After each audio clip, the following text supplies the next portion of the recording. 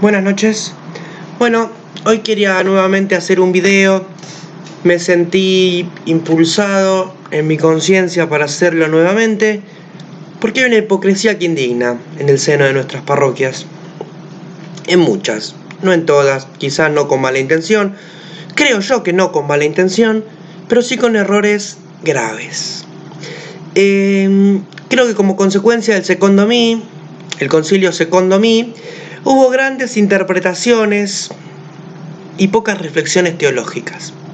Hoy quiero hablarles del tema del no juzgar y el tema del escándalo, ¿no? Que ahora está muy de moda.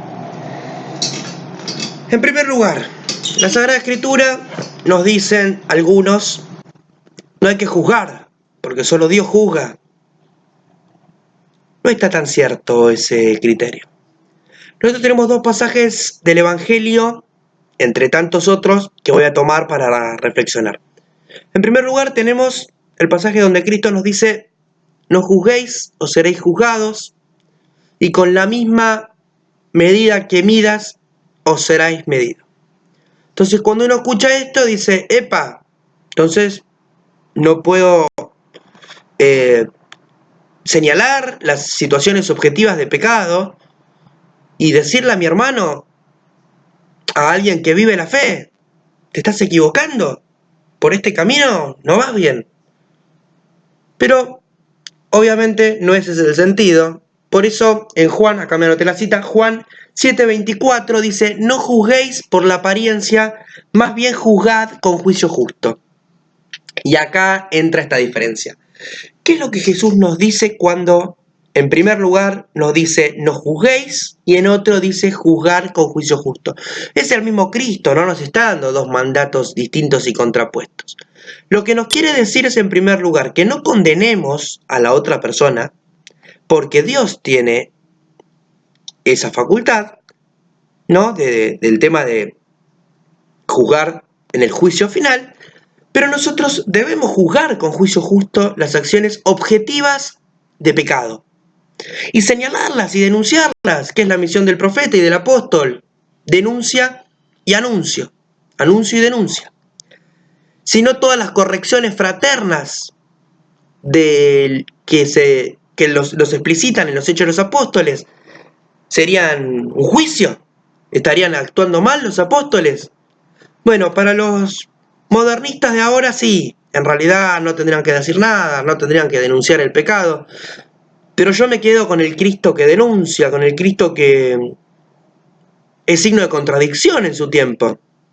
Con ese Cristo me quedo. Con el Cristo que murió por mí y perdona cuando hay un corazón dispuesto a seguirlo, pero también con el León de Judá, que volverá a juzgar a vivos y muertos, y cuando tuvo que plantarse con los vendedores del templo, lo sacó y les dijo, mi casa será llamada de casa de oración, y ustedes la han convertido en una cueva de ladrones. ¿Ese Cristo estuvo juzgando? No, ese Cristo estuvo juzgando con juicio justo.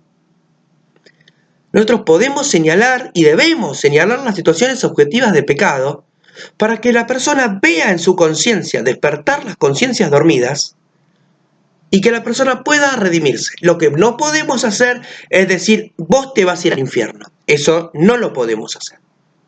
Lo que sí podemos hacer es, si continúas con esta actitud, objetivamente te vas a ir al infierno.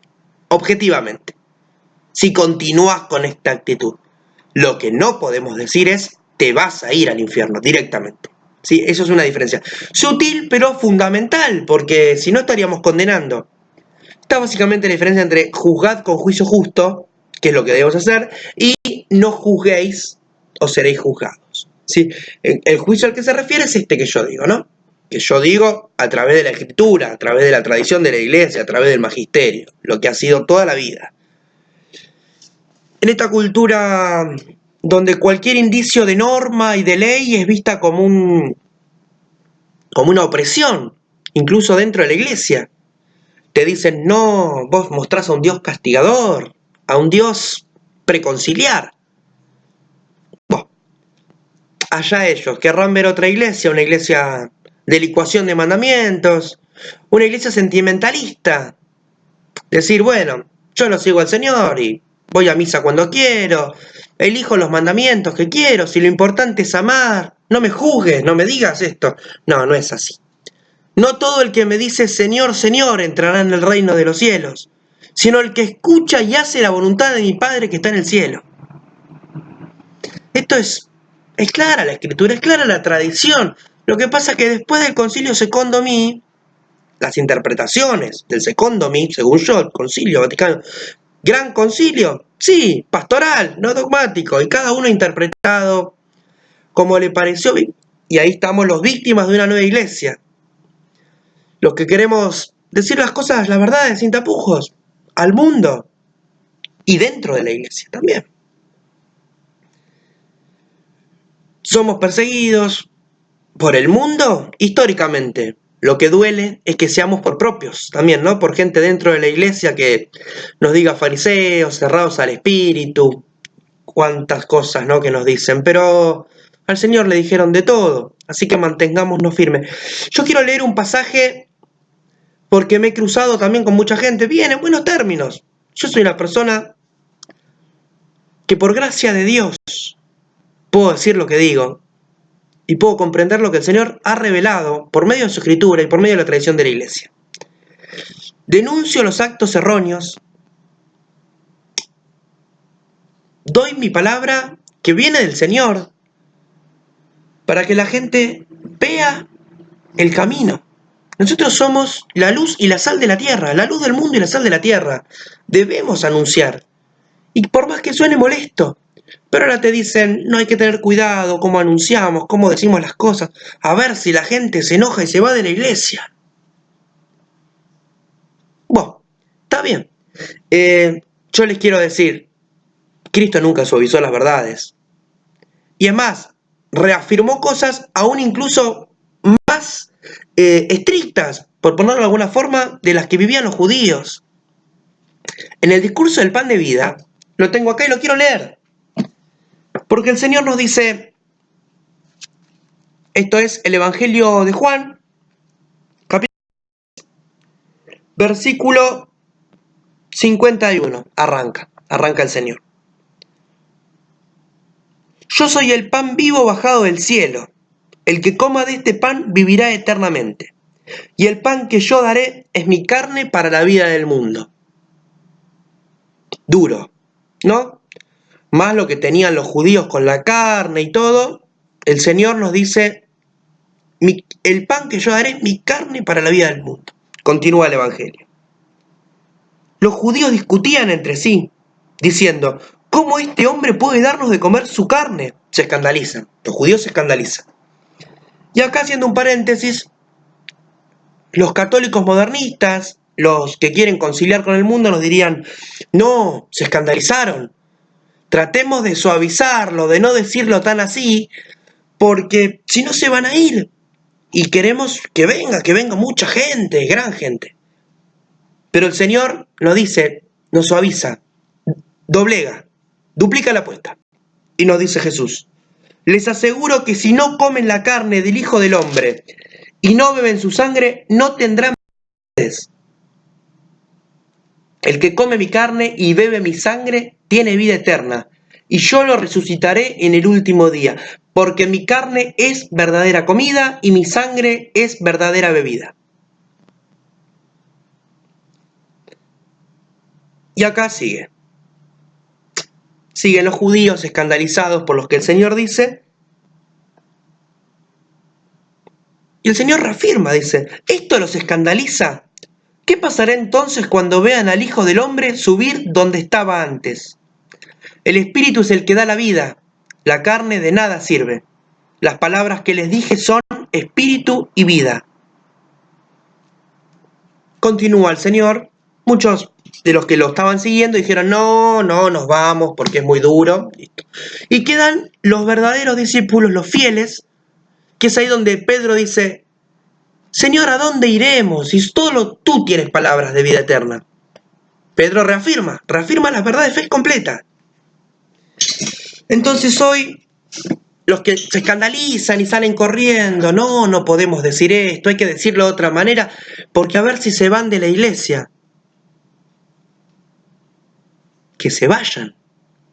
No somos un club social, somos la iglesia del Dios vivo, columna y fundamento de la verdad, nos dice San Pablo. ¿Quién más prefiere tener una multitud de gente destructible que no conozca los fundamentos de la fe, como hoy lamentablemente pasa? Hablas con muchos católicos y no tienen idea, tristemente, con dolor lo digo, porque no se lo han dicho. Porque si les decían, se iban a ir, entonces no, acumulemos. Se confunde cultura del encuentro con un amontonamiento de gente que no conoce lo que sigue. Y no se puede amar lo que no se conoce, decía San Agustín. Uno prefiere a veces pocos y fiables que una multitud que tambalea en la fe. Que tambaleos tenemos todos, porque somos débiles. Por eso el Señor se queda con nosotros, con nuestras buenas cosas y con nuestras cosas malas, pero con una conciencia recta, con una conciencia de pecado, como nos decía San Juan Pablo II, se está por perder la conciencia del pecado. Y hoy hay mucho católico que no conoce los fundamentos de su fe. Cuando le hablas de pecado mortal, dicen, no, ¿cómo? Pecado mortal, y salen escandalizados. Así se escandalizaron los judíos cuando el Señor dijo, el que no coma mi carne y no beba mi sangre, no tendrá vida eterna. Corriendo salieron. Y hoy salen corriendo, y hoy queremos suavizar el encuentro. Encontrémonos primero con el Señor y sus mandamientos, después con el mundo. Más adelante Jesús reafirma, si el mundo los aplaude, ay de ustedes cuando el mundo los aplauda, porque así el mundo aplaudía a los falsos profetas. Cuando alguien del mundo les diga a ustedes, que ustedes vean objetivamente que tiene actitudes mundanas, y les diga, muy bien la iglesia, muy bien tal parroquia, cuidado porque a los falsos profetas también los aplaudían. Pero cuando ustedes les digan, eso es de otra época, sos un fariseo, sos un cerrado al espíritu, y cuánta que otra cosa más, y más la gente extra eclesia, por favor. Nosotros nos alegramos, porque si el mundo los odia, primero lo dio al Señor, y también primero odiaron a los profetas que nos precedieron. ¿Cuántos mártires dieron su fe, su vida por su fe? Derramaron su sangre por Cristo. Y hoy nosotros no digamos nada. Digamos que Jesús nos ama. Es cierto, nos ama con todo el corazón. Nos espera siempre. Él toca la puerta. Hay que abrirle. Si no le abrimos, no puede entrar. Entonces no digamos que hay que venir a misa, no digamos de moral sexual, ni hablemos. Cuidado, se van a ir. ¿Qué fe queremos? ¿Qué iglesia queremos? ¿Qué iglesia quiere el Señor? Hace falta parar un poco. Volver a las bases, la escritura, la sagrada tradición, nada más. Porque si entendemos el amor como lo entiende el mundo, estamos perdidos. Si entendemos el amor desde la cruz, ese es el camino. El amor que se niega a sí mismo, toma su cruz y lo sigue a Cristo. Se niega sus preconcepciones, niega sus conveniencias, niega su pecado. Y se para frente a Dios diciéndole, Señor, soy débil, necesito tu ayuda. No puedo seguir solo. Soy pecador, necesito que me acompañes. Y yo les aseguro que el que ponga su confianza en el Señor no quedará defraudado. Y es mucho más valorable ese, como cuando habla de la conversión de Mateo, que dice, ten piedad de mí, Señor, porque soy un pecador, que aquel que va con el pecho en alto, diciendo, no, porque yo no juzgo a nadie, porque si quieren venir a misa, vengan, si no, no. Entonces, humíllense ante el Señor, reconozcan su debilidad y síganlo.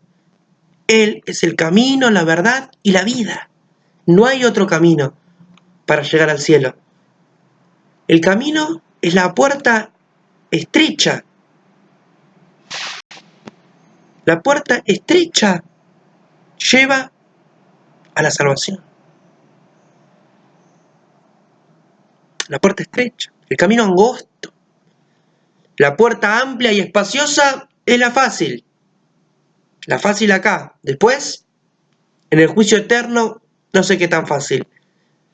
La puerta estrecha y angosta, incómoda, es la que lleva a la gloria del cielo. Imploremos al Señor que nos ilumine, que ilumine nuestras conciencias, de todos. Primero la mía, indigno servidor de Cristo, y después la de todos, para que podamos hacer un mundo para Dios, y no un Dios del mundo. Bella noche.